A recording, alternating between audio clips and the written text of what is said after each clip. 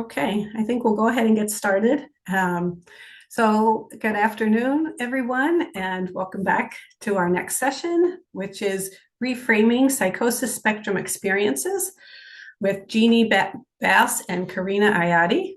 I'm Michelle Watson, and along with my coworker, Brittany Porter, who's here to help out today. Like most of our presentations today, this one is in Zoom webinar. And even though you don't have the option of turning on your camera or your microphone, you're welcome to put questions and comments into the Q&A, and we will do our best to get to as many of them as possible. So now I'd like to tell you a little bit about our presenters, Jeannie Bass and Karina Ayadi. Jeannie is first and foremost a voice hearer and a person who lives with other experiences under the psychosis umbrella. She's the director of peer support services at a public sector hospital in Massachusetts. With over a decade of experience providing peer support in clinical and community settings, she brings expertise in meaning-centered, relational, and lived experience-informed approaches to psychosis. Her personal story and social justice work have been featured on NBC. She is an HVN USA trainer and has served on the National Board of Directors for 10 years. Jeannie is the co-author of the online active learning course, Reframing Psychosis Spectrum Experiences, currently available, and the accompanying workbook forthcoming from Cognella in early 2026. I guess it's available now or soon. Karina is a licensed clinical psychologist specializing in psychosis spectrum experiences and complex trauma. She earned her doctorate from Indiana State University and completed advanced training at the University of Massachusetts Medical School, Worcester Recovery Center, and Hospital, and Emory University School of Medicine. With a career rooted in public service, Dr. Ayadi has provided psychological services, including psychotherapy, risk assessment, and clinical program development across the continuum of care. In addition to her clinical training, she is also a certified personal trainer and trauma-sensitive yoga facilitator. She is co-author of the Psychosis Response Guide, How to Help Young People in Psychiatric Crisis and Reframing Psychosis Spectrum Experiences. So now I'm going to turn it over to Jeannie and Karina. Wonderful. Thank you so much. Let me get my screen set up to share here.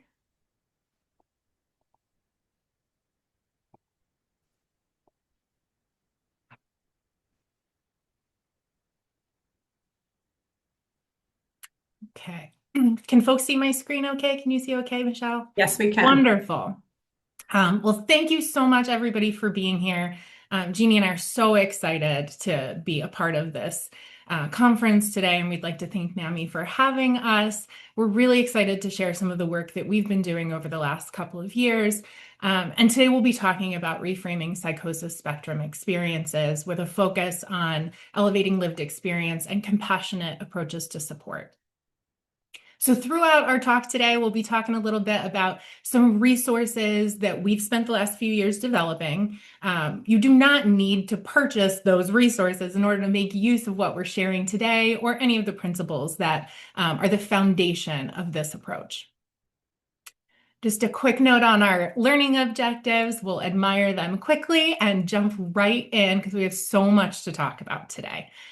So I want to start by talking a little bit about who we are and how we found ourselves on this path toward developing kind of a different way of serving folks with these kinds of experiences. So as you heard, my name is Karina Ayadi. I'm a licensed clinical psychologist, and my background is in very traditional kinds of academic and clinical training. I was fortunate to get excellent training in graduate school. But as someone who knew going into the healthcare field that I wanted to serve people with psychosis, even knowing that there were relatively few opportunities in my training to learn more about psychosocial approaches to care, a lot of the emphasis around psychosis was on diagnosis, assessment, risk assessment, and understanding medications, even though that wasn't something I was going to be prescribing as a part of my practice.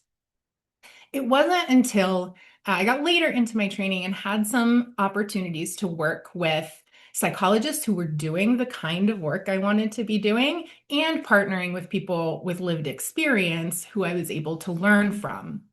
And over the course of 1,000 different events and interactions, I was able to shift my perspective from a more illness-based approach, like what I learned, what the basis of my learning was, to something that's a little more open. And that happened over the course of years. But one experience that really sits with me is an experience that Jeannie and I had working together with a voice hearer who was early in their experience of voice hearing. And Jeannie and I were having a conversation with this person in the context of a hearing voices group. So we were just talking about the experience of hearing voices. And Jeannie just mentioned that some people experience their voices as spirit guides. And the transformation that happened in front of me of the person that we were working with when this framework became available to them was incredible. Knowing that there was a way that people understood their voices that was consistent with something other than an illness-based perspective really changed the way this person was able to interact with their experiences.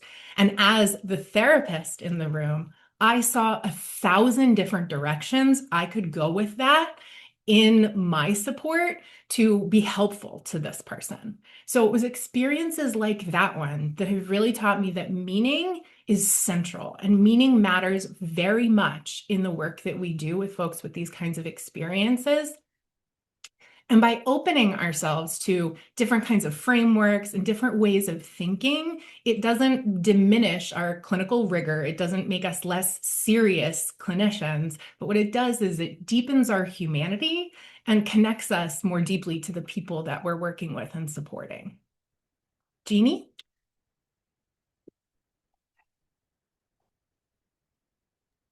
Hi, yeah, no, thank you, Karina. I always love hearing your transformation story. Um, so I'm Jeannie Best, which you already heard. Um, and I want to share just a little context about who I am and how I came to be part of this work. But first, a fun little fact is the first peer support group I ever ran, ever facilitated before I was a peer specialist, was actually a NAMI peer-to-peer group in Beverly, Massachusetts. So just wanted to throw that special connection I have to NAMI all these years later. So today I'm the director of peer support at a public sector hospital in Massachusetts. This hospital serves both psychiatric and forensic populations. I'm also someone that has lived and very much living experience of voices and other experiences under the psychosis umbrella. So for as long as I can remember, there hasn't really been a time in my life when I haven't struggled with my mental health. I entered the public mental health system when I was really young and was eventually identified as someone living with severe and persistent mental illness. Over the years, I received many different services, including I spent 3.5 years in a day treatment program. Um, During that time, my world became very small and controlled and managed by other people. And I almost always felt afraid to talk openly about voices and other experiences because the automatic thought from the clinicians was raise her medication or, hospitals, things like that. Um, at different points in my life, I was extremely unwell. There were many hospitalizations and times I was so disconnected from reality, I didn't know my own name. I believed things that made complete sense to me, but might sound very strange to others, but they definitely had meaning. If you had met me during those times, you probably wouldn't recognize the person that's talking today. Um, and just one little transparent disclaimer I throw is, I am someone that takes medication and receives traditional treatment. That is part of my recovery. Finding eventually peer support, and then the Hearing Voices Network, which is very much the root of this approach that Karina and I are going to teach more about.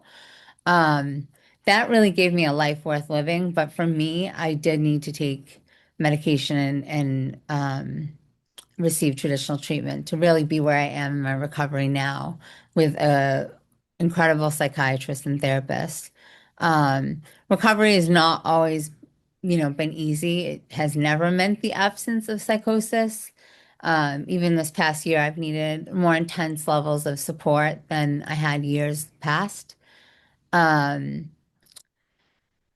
so yeah, I'm sorry, I lost my train of thought for a second. I wanted to mention though that one of the most liberating parts of this journey for me has been accepting my identity as someone who hears voices and has paranoia and other experiences. Um, Karina and I actually met at the state hospital where I work. I'm sorry. And when we met each other, we both really had open hearts, wanting to learn from each other. And together we facilitated a hearing voices group that's been running for close to 11 years.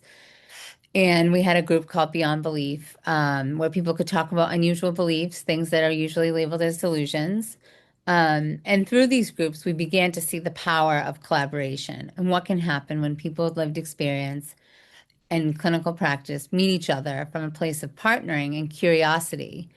And that has grown today into something that, we never dreamed possible. Um, and yeah, we're excited to share more about this work with you and this approach. And I echo what Karina said. You don't need to purchase anything to take away something today and use it in your own work or with family members. Yeah, so I'll stop there. Beautiful. Thank you, Jeannie. Sure. So I just want to share a little bit about kind of what this shift is that we're talking about. So what we're hoping to do in our work is to shift and expand upon the way that we've traditionally thought about these experiences. So Jeannie and I have really spent some time digging into some of the things that we see as shortcomings of the way we've traditionally approached service and what we might replace it with from a different perspective. So some of the things that we really felt like could be better were the ways that we frame these experiences. So we really wanted to center these experiences as a part of the spectrum of human experience. They may be further in intensity than some people, but they are along the spectrum of human experience and are not inherently bad or negative or a sign of something about a person. We really wanted to allow the experiences to be a component of a person's experience and not the entirety of a person's humanity. A piece that we really wanted to shift was the idea that the goal should be elimination of voices, which is often what we've seen in traditional treatment models, is that the goal is to make these experiences and these voices go away to whatever degree we possibly can, as much as possible. And for us, we're really framing things more around kind of an acceptance model of supporting people in living alongside their experiences, as opposed to engaging in a battle against them constantly, which can be very exhausting for people and maybe not as effective as we once thought.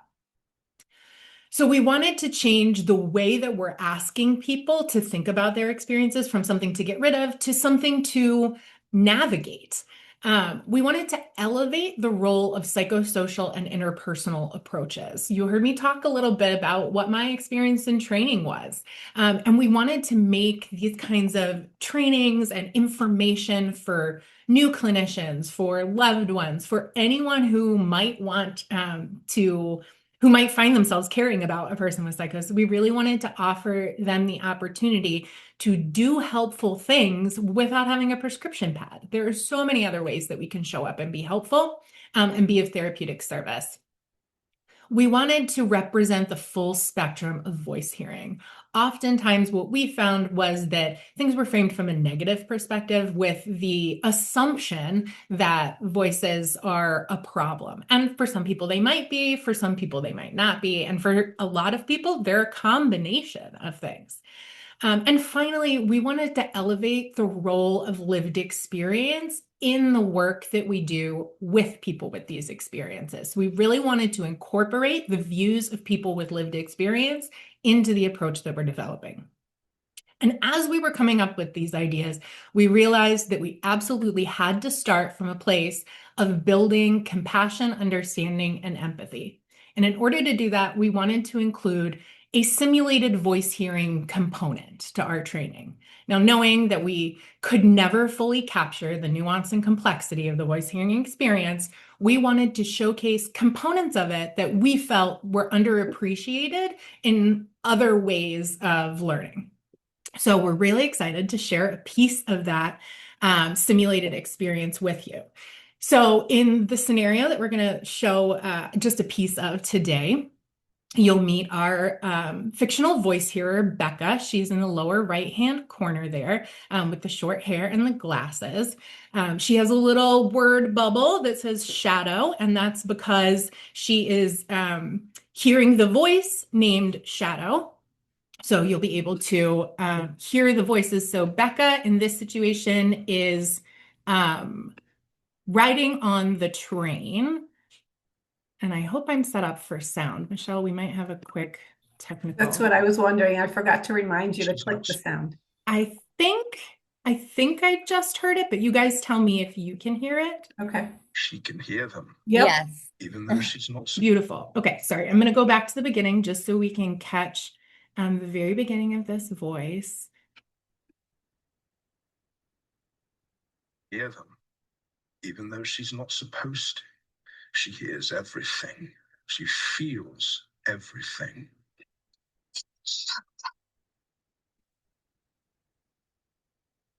You're safe, child.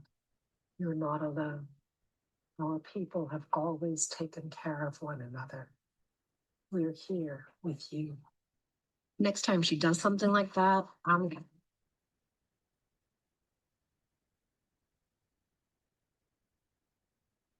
You can't do that. You'll get arrested. You know what they're gonna do to you, right? They're here for you. She's starting to get nervous. They can hear your thoughts. They can see your thoughts. They'll ship me back to Charlestown in a flash. Shape you back to Charlestown. Don't you remember what happened there? God is with you. God will protect you. We got out once. We will get out again. Leave her alone. Okay, so it's just a tiny little snippet of one of our simulated voice hearing experiences. Jeannie, what would you add to that? So without giving too much away, Becca's very early in voice hearing, as Karina mentioned. The experience is very overwhelming for her. This only shows a snippet, but what it does show is different frameworks. It's very common to hear spiritual voices. It hopefully illustrated a little bit, the paranoia that, those of us with these experiences can look completely calm and quiet externally, but internally we're fighting a battle, just being out in public. So, yeah, I think if anybody has, feedback or questions about the simulation when we do the Q&A, we welcome those as well. But yeah, I think that's all I'd probably say. The other two scenarios are someone getting an interview for a job in a bookstore and then another in a therapist's office. So, yes. Yeah, so we wanted to kind of show voice hearing as a dynamic experience that changes over time, that varies from situation to situation, and that is not one-dimensional. So this is just a tiny component of that. One of the reasons we were so excited to be here today is because of the role that NAMI invites loved ones and supportive others to play. They really do a beautiful job of inviting stakeholders, loved ones, people who care about people with psychosis into the supportive community. And so in honor of that, we wanted to focus some time today in talking about some of the guidance that we offer to loved ones in their approach to supporting a person with these kinds of experiences. And these tools are not unique to loved ones. They're helpful, but they can also be used by professionals, by anyone who cares about someone who hears voices. The framework that we've used for this guidance is COPE. We've used the acronym COPE so that it's nice and easy to remember.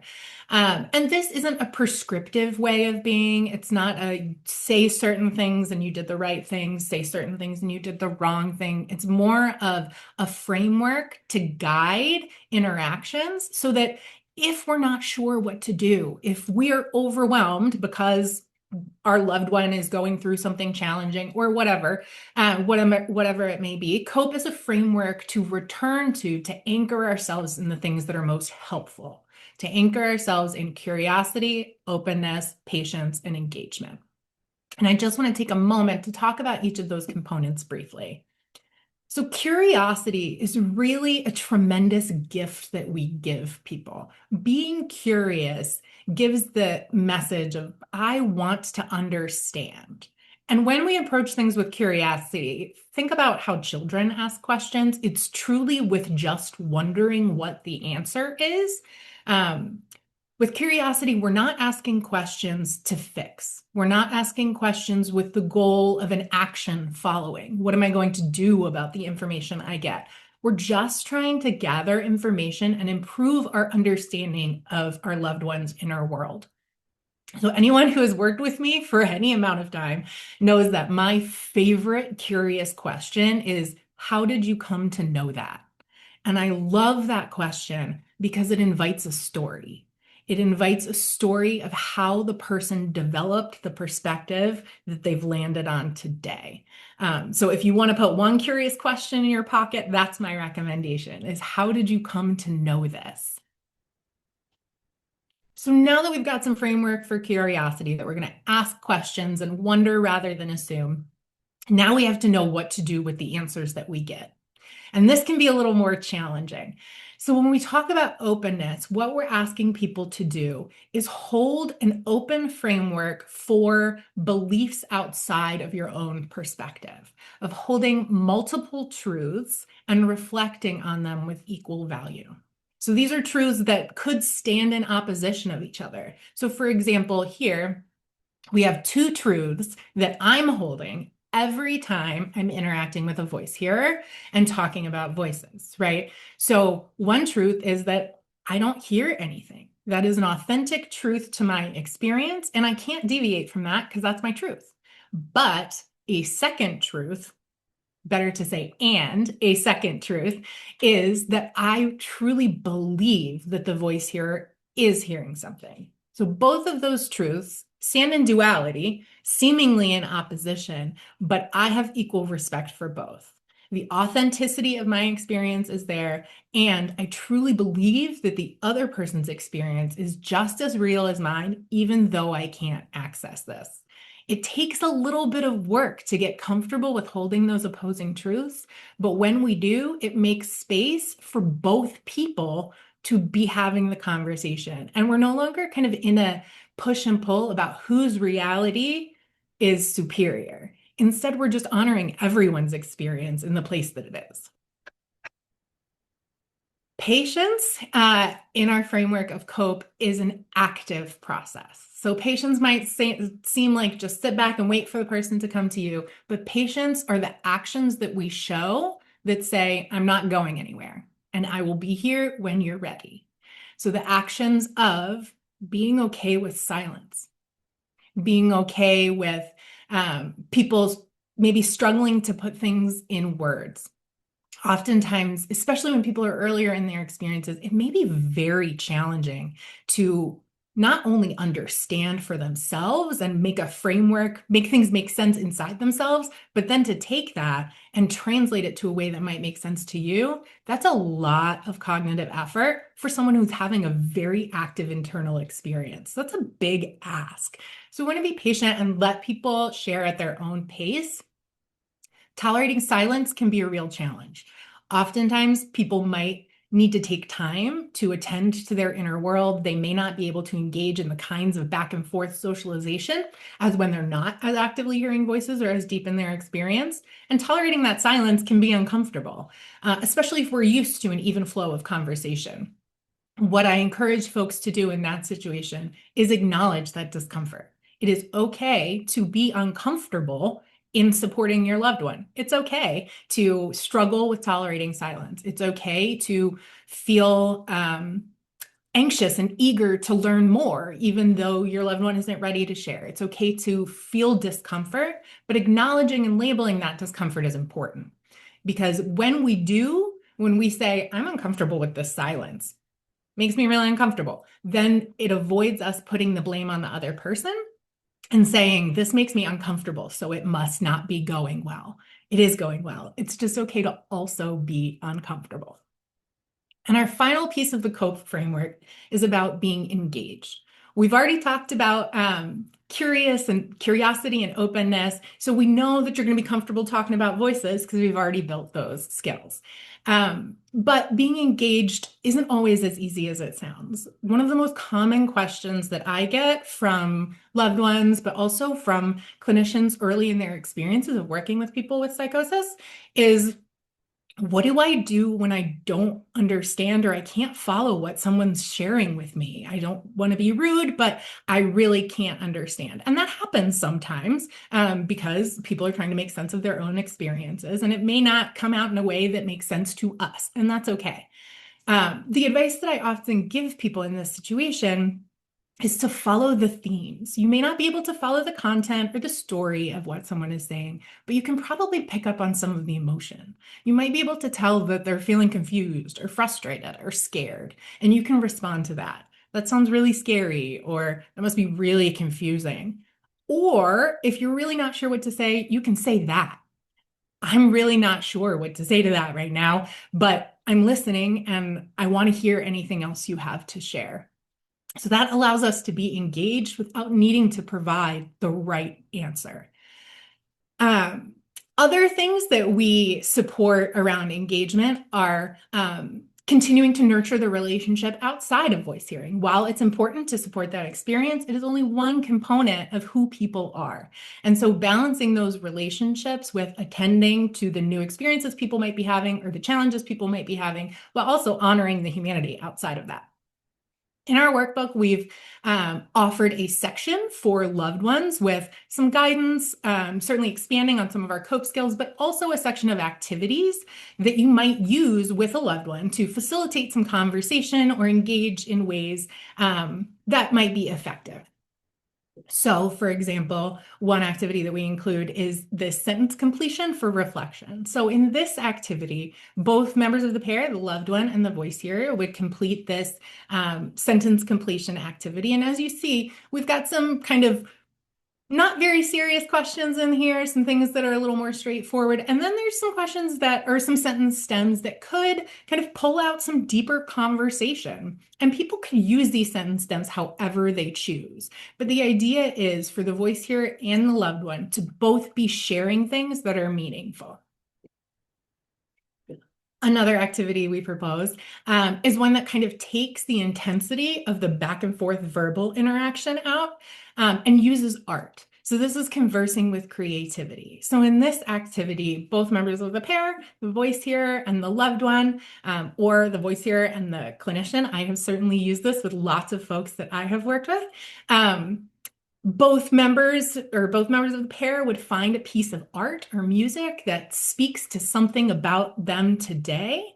And then we'll share a little bit about what it was that spoke to them about that and what that art captures that can't be put into words. So this gives us a way to kind of have some discourse without the intensity of the back and forth conversation. So we get to talk about art rather than the intensity of talking about our feelings. So those are just a couple of things that we offer to folks as ways to engage. So I'm going to hand it over to Jeannie so that she can talk a little bit about voices that command. No, it's great, Karina. And one thing I just want to add about families is, Please. as somebody, my mom has passed away, but as somebody who received a lot of support from my mom, there were times when I couldn't connect with her because my inner world was too big. I thought at one time she was part of a Russian lab. I didn't trust her, but she was really all I had. And she was very good to me. And over time, just trying the way she did with that relationship, came to understand and be able to open up to her about what my fears were. So the tools we offer, I mean, a person doesn't have to be ready. You'll find a lot of different options. Yeah. And so before I talk about the commanding voices, I want to just touch on boundaries. Karina, could you flip to the boundary slide? Okay, thank you. That one or the next one? No, that one's fine. Okay, perfect. So it might sound kind of foreign to some of you, setting boundaries with voices. We're passive. I'm a voice here. I'm hearing voices right now. We're supposed to be kind of passive victims to these experiences. But that's actually not the truth. And so with voices, there are different ways that you can set boundaries, and some of them are more, compassionate and warm, and some of them are more firm and protective. And we've identified a few different ways. And so I want to just walk you through that before I introduce a tool for command voices. Sorry, hang on one second. My mouth is just very dry. So the first type of boundaries are soft boundaries. And those are sometimes voices just want attention or repeating something over and over. A lot of us have narrator voices that are very annoying. In those moments, I might use a soft boundary and say something like, I hear you, but I'm taking care of myself right now. Or I'm doing this webinar and I need to, focus. It acknowledges the voice without getting into a fight or, something more aggressive. Firm boundaries are other times where voices are trying to take over decision making. They might tell someone not to leave the house, not to answer the phone for their mom, not to move forward with something important. In those moments, a firm boundary is helpful. For example, I've had voices tell me before, like, you can't get up, you have to stay still as a statue. And at times in my life, I've obeyed that. But with firm boundaries, you are putting yourself back in the scenario, asserting yourself in a non-aggressive way. And I'll talk more about the planning of this in a minute. But you might say something like, I hear you, but the final decision is this is my life. Protected boundaries, those are really when safety is involved. Like when a voice gives a command that could lead to harm of yourself or someone else, that's when protective boundaries are most crucial. It might sound like, no, you don't get to decide that. My safety comes first. It's often when people move immediately into strategies like grounding, exiting the environment, or reaching out for more support. And what we've learned from voice hearers and myself as a voice hearer is that people often move between these boundary styles depending on the situation. I've been working with my voices for well over a decade. And there's still times that, I struggle with boundaries with voices. But if you think about setting boundaries with voices the way you would in a relationship, it starts to make more sense. Sometimes, when you have a partner, you might respond more gently. Sometimes you might stand your ground, and sometimes you might prioritize safety. It's really about strengthening a person's sense of agency. And both boundaries and the refuse tool I'm going to talk about, they are most helpful if you're able to practice them when voices are not distressing. So with a clinician or a family member or a peer specialist or really anybody that you trust. So the Refuse tool, it's an acronym, just like COPE, and offers strategies for responding to command voices. And the first R, I'm going to walk you through the acronym and then give you an example. The first R is recognizing the commander urge, pausing, noticing when the voice is asking or demanding, saying to yourself, a voice is telling me to do this, or a voice is telling me to act. An example might be a voice telling you to, harm yourself or bang your head, something like that. And then saying, I have a right and responsibility to say no. The E is examine how it makes me feel. You know, if you're someone that struggles with a voice that's telling you to bang your head, you might feel a physical urge, like in your head and neck and back, to just throw your head back. So examining how it's making you feel, um, naming it, and thinking about what thoughts or fears or emotions show up. Are you feeling guilty because that's not something you want to do? Um, and then the F is focus on your right to choose. Um, you're in control of your own actions. And that's one of the things when you start to work with your voices and understand, that you have a responsibility not to hurt yourself or someone else. Um, sometimes, cognitive statements, affirmations, whatever someone's comfortable calling them, can be really helpful. I have a choice. I'm allowed to pause. Um, use grounding, and grounding strategies can help you refocus your attention on sensory experiences and away from voices. One thing that I find really helpful is reading out loud to my voices or to myself, but just putting my voice back in the scenario. Um, you might, tap a rhythm on your body or hold ice, on the back of your neck. Um, move. And I'll talk about in a minute sorry, one second. Um, Take your time, Jeannie. Let me know if you want thank a different you. slide. And then speaking back with a clear boundary. No, you don't get to decide. This is my body. I have full choice over what I do with it. Something like that. Um, and then hold on one second. I'm sorry. Take your time. Um, engage in a new direction. Exit the loop. You don't need to respond to a voice. You can exit the interaction and choose a different action. For me, like if a voice is telling me to, do something like bang my head and I still struggle with these experiences, I'll leave the room. That's a big one for me. I might also use a harm reduction strategy, which you learn more about in our book. We have a lot of different cool things that have really been passed down in the Hearing Voices movement and that have been part of like Karina's clinical practice and my work in peer support. But you might do something harm reduction, like a halfway attempt, like press your head against the wall very lightly, and voices might see that as enough. Um, it might be doing opposite action, just whatever the voice tells you to do. If it tells you to take a vow of silence and not speak to anyone, then by all means get up and speak to someone. Um, so that's the refuse tool. And like I mentioned, it's best used when there's been some planning involved. We really wanted to give clinicians, voice hearers, supporters, like a language, something shared to make sense of these experiences. Um, yeah, so that's what I had to share. Okay. So we've had an opportunity today to talk about a number of different things.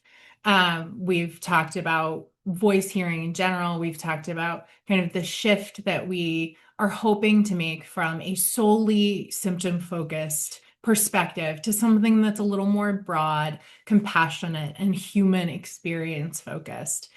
We talked a little bit about ways that loved ones can support and I think very importantly, and thank you, Jeannie, for sharing some of your personal experience. Talking about command voices, I think is particularly important because for those of us who don't experience voices, command voices can be one of the most intimidating pieces to wrap our minds around. And certainly in working with many, many professionals in clinical training, people often identify it as the most intimidating or difficult to understand part of working with folks with these kinds of experiences. So I really appreciate you sharing some of your personal experience with us today, Jeannie. Thank you. Yeah, and I want to just offer one more, if it's okay, for Please. time. Just one more quick story of a situation that we had in a Hearing Voices group, that might illustrate well boundaries and how, voice hearers learning to say no to their voices can change the world. Like we hear, people, violence happens because someone's obeying their voices. Imagine if that person knew that they could say no, knew that they could talk openly about their voices and not be punished or, stigmatized or honestly discriminated against. But anyway, the story I want to share, it's something very, personal. One of the best hearing voices groups I've ever facilitated. We were in a group, and I had a different co-facilitator that day because Karina was out. So a person from my department at the hospital who has very intense energy, can be intimidating, um, was facilitating. And actually, the voice here with this situation was the very first person we ever had in group years before. He had been there quite a while. During group, he started to look really uncomfortable. And, he was someone that struggled with violence from his voices and obeying them and had been learning so much and doing so well in the group. And he said, yeah, I'm having a really hard time. My voices want me to spit in her face, the co-facilitator. And we didn't press the panic button. We all stayed, connected together in the group. And it was a pretty good sized group that day. Um, and we talked it out live. We asked him, what he was feeling. And he was like, I just had this urge, like I have to spit in her face.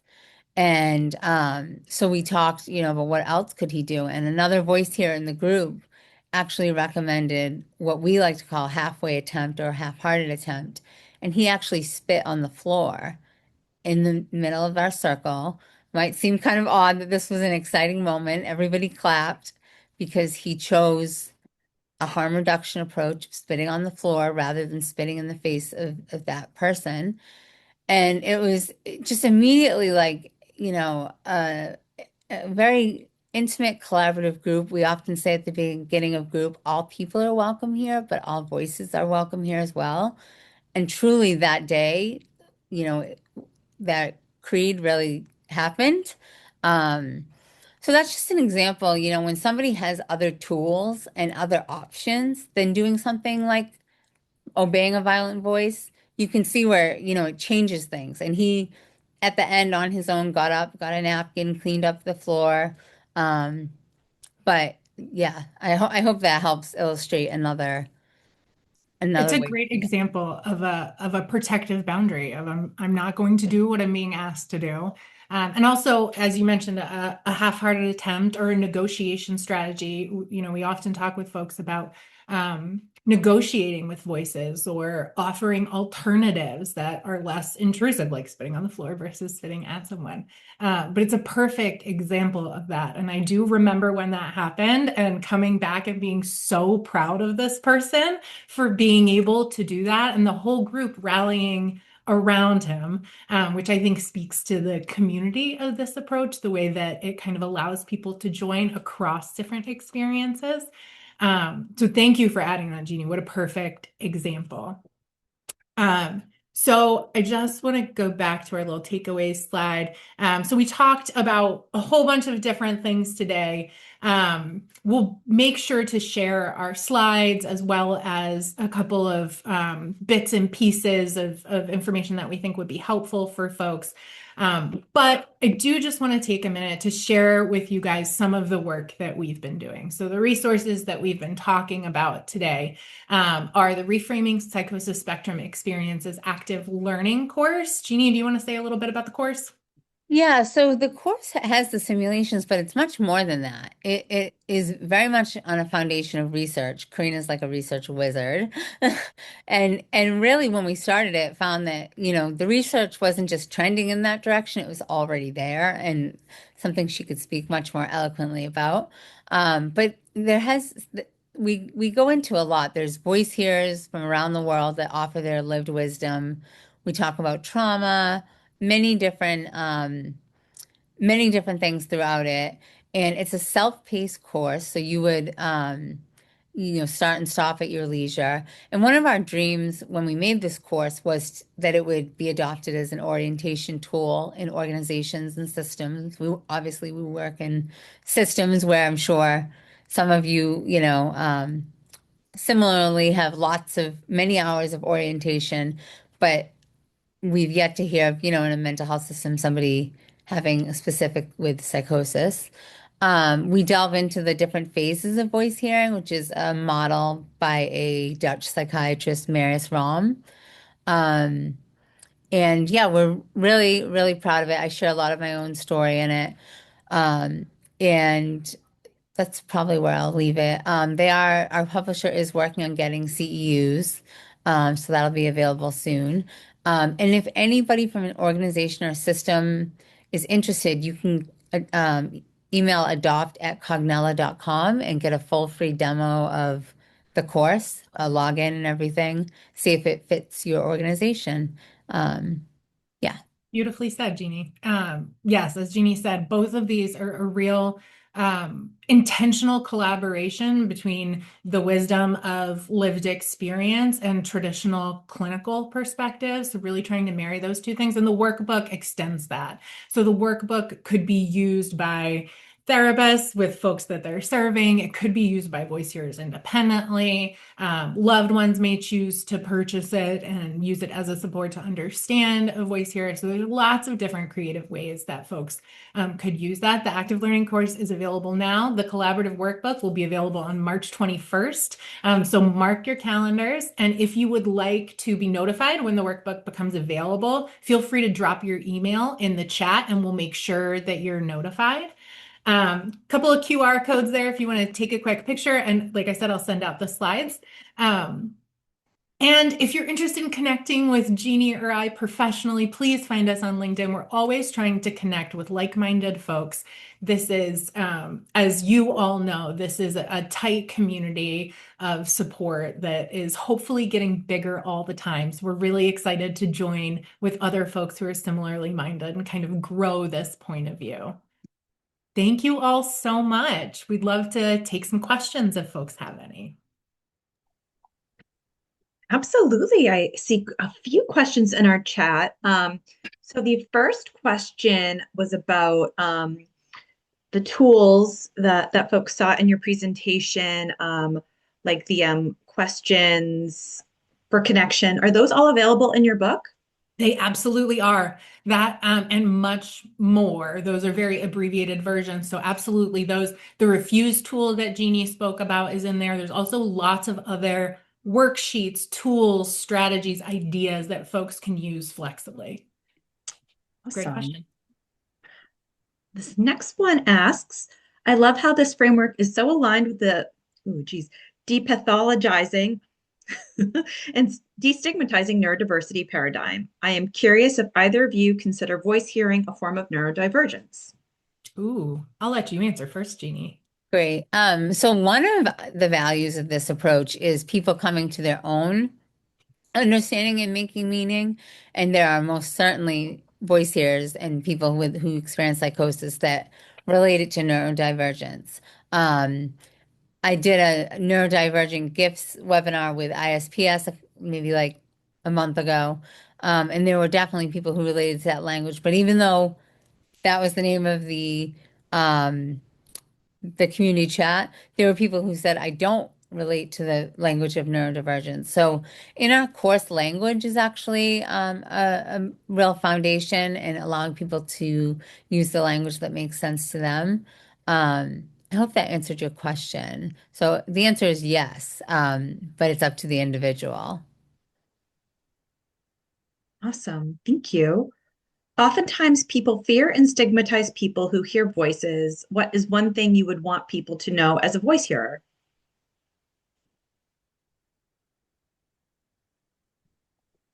Probably the hardest thing, it's a quote. The hardest thing that people who hear voices have to deal with is the way they get treated by people who don't. So saying that is whether you're a family member or clinician, one of the most powerful things you can do is support that person to connect with other voice hearers. That's not always possible in person, but there are now tons of Hearing Voices Network groups across the country and across the world. And if you email info@hearingvoicesusa.org, or you can send me, I'll put my email in the chat after. Um, you know, sometimes just talking to people that have those same experiences, it changes so much. It doesn't just change you, it changes the relationship you have with people. So I think, if you're a family member or a clinician, just remembering that these experiences are very, very personal And if someone doesn't want to disclose it to you, doesn't mean they don't or won't disclose it to someone else. Um, but yeah, I'd say that's the hardest thing is how you're treated by people who don't hear voices. I feel like this has perfectly teed up the next question, which is how do you encourage people to attend a Hearing Voices group? And we have one here in New Hampshire. Cool. Karina, do you want to go or do you want me to go first? Why don't you speak from the voice hearer perspective, and then Okay. I can maybe share a little bit of what the conversations I've had with people have sounded Cool. like. Well, one of the bridges that I found to be really helpful, and Karina, I think you probably are going to say you relate because we've worked together so long, is before someone can really get to, like, because we've had people come to group that didn't even know they were hearing voices, and I didn't know at one time I was hearing voices, they were people.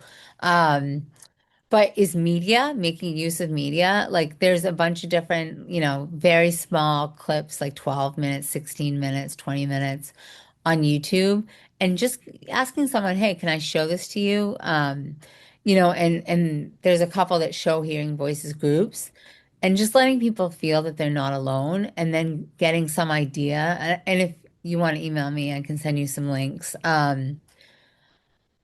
Like realizing that they're not alone and that the group is not, it's not, our tagline is sharing your story, no more, no less. It's not to, like Karina said, eradicate voices. That is something we hope will change as people start to learn this approach. Um, but yeah, I'd say making use of media is really helpful. Connecting someone one-on-one with a member of the group before they go to the group is really helpful. Um, yeah. I just want to echo the things that you said, Jeannie, because I think they were all the same things I would say. I have been very fortunate because in my arsenal, I have Jeannie.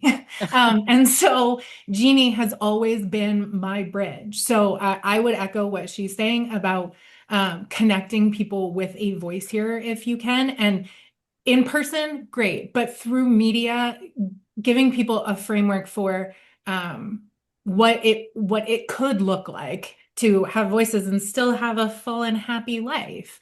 But I think so much of that message of the Hearing Voices group really needs to come from voice hearers. And I always felt like I wasn't the best person to deliver that message. So I often leaned on things like Jeannie's talking about media and voice hearers. Yeah, and on my website, I actually have a resource section. It's jeannievast.com.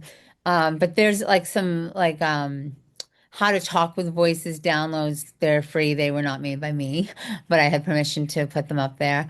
But things that you might want to share with a voice here, um, to kind of connect that, oh wow, there's this bigger world outside of our house or this treatment room.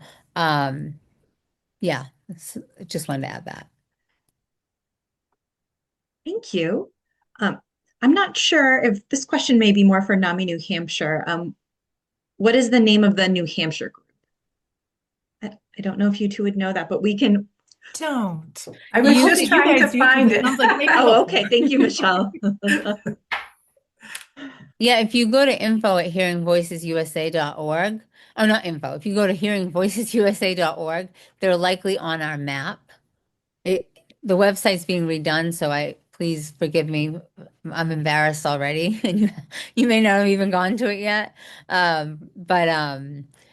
But they probably registered as an official group with HVN USA. Awesome. Thank you. Last question in this one is about psychosis and if it can be caused from medications or sleep deprivation. Jeannie, do you want me to chime in first and Yeah, then sure. I'm going to build on it? Yes. So I think my egalitarian answer is every brain is capable of producing these kinds of experiences. under certain conditions. Mine, yours, everyone on this call. Brains can produce these kinds of experiences, and it's not necessarily that something went wrong, but there are lots of environmental things, choices, experiences that can lead to that, or that can make it more likely that people can experience those things. I think the things that are mentioned here, substances, I'm assuming we're talking about certain kinds of substances, not necessarily medications, and sleep deprivation. Certainly in certain contexts, both of those things have the capability to change the way that our brains are processing information. One of those ways could be psychosis. But one of the things we talk about a lot in our course and also in the workbook is that psychosis really that term refers to, is an umbrella term that describes a set of experiences. And those experiences can occur in a number of different psychiatric conditions, medical conditions, or people with no identified condition at all. People who are just living their lives. So certainly those things that are mentioned could be a factor. But I think it's important to kind of acknowledge that every brain has the capability of producing these experiences. What would you add to that, Jeannie? Yeah, no, I would add the same thing. And, what's really interesting about this approach is, and you don't have to be somebody with like strictly a diagnosis of schizophrenia or schizoaffective disorder, bipolar or psychotic features, whatever it might be. There's some people who find this approach helpful for parts. People with complex trauma have come to our group before and been able to use the same strategies and same approach. And I 100% agree with Karina that, anybody is capable. In fact, the research shows 1 in 10 people will hear voices at some point in their life, whether that is a widow who just lost her husband and can, not just remember his voice, but he's talking to her all day. There's just so many reasons that people hear voices. Stress, people break eventually. We're in a very stressful time in the world. And in some cultures, voice hearing is an initiation. It's not looked at, as scary or bad. The whole community gets together and figures out, how did we contribute to this? What does this mean now? Shamanism and Australian Aboriginal tribes, those are a couple I've heard about. Okay, that's all for me. Thank you both. It looks like you have answered all the questions, and we do have an update that Connections Peer Support offers a support group, and you can find more info at connectionspeersupport.org. Did Matthew get a chance to talk? Because I see he has his hand raised. I do not see a question from Matthew in the chat. Okay.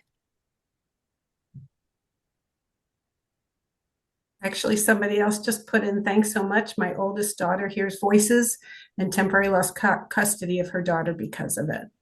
Wow. So I want to thank you both for being here today. This really was amazing. We have a family support group here at NAMI, New Hampshire, for those who have a loved one with psychosis. So if anybody's looking for something, for support for themselves, we have that information on our website. And I actually think this would be a great education tool for them to use to watch the recording and have that discussion. But I really, love how authentic you've been, Jeannie, and the courage that you have to come share all of this with us. And Karina, your approach is just wonderful. The two of you make a great pair. So thank you again for that. So thank you all for joining us this afternoon. As we've said for each session, we will have recordings of this. You will receive an email at the end of the day today. Please share your feedback in there, and you can also download a certificate of attendance after you complete that feedback. So next up, we have at 3:30 our NAMI Next Gen New Hampshire Ambassadors, and the session is called Put Your Seatbelt On First, Sustaining Mental Health as Advocates. You won't want to miss these amazing young adults. They do such a fantastic job. So we have a 15-minute break. And again, thank you, Jeannie and Karina, and thank you, Brittany, for helping Thank out. you so much for having us. You're quite Thank you. welcome. And we'll see you all soon.